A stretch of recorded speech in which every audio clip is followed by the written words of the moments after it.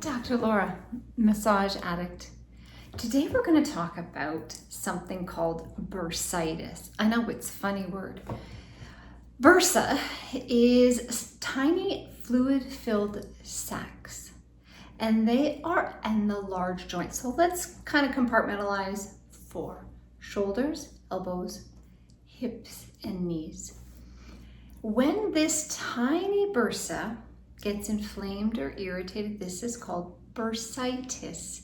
Anything with an itis at the end means inflammation. So if maybe it's when you're doing a movement and you reach for the cup, shoulder. Maybe it's turning over in bed and gosh, that outside of the hip hurts so much, hot, irritated, pulsing. Maybe it's in the knees. Maybe somebody who kneels a lot, maybe in their job, maybe they are a flooring person, maybe they're a gardener. Can often happen in the elbows too, and it has a funny name called student's elbow. In any joint, these bursa help things move and slide. Think of them like little cushions, okay? When movement stops or alignment becomes off, other muscles have to take over. So when movement changes, other muscles pull up the slack, other muscles weaken, tight, stiff, achy. Bursitis rarely happens suddenly over time. Suddenly, usually it happens over time. So what can cause bursitis? Well, many things can cause bursitis if it's repetitive motions, poor posture, muscle imbalances, as I said, direct injury, or long periods of pressure on certain of the joints. How can it present? Well, it can present in a variety of ways.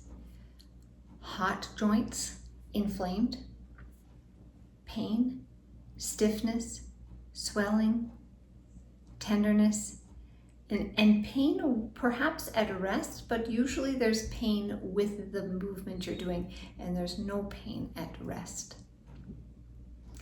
So good news, what can help? Well, when we rest, yes, but we can't live in a bubble, right? We have to move our joints.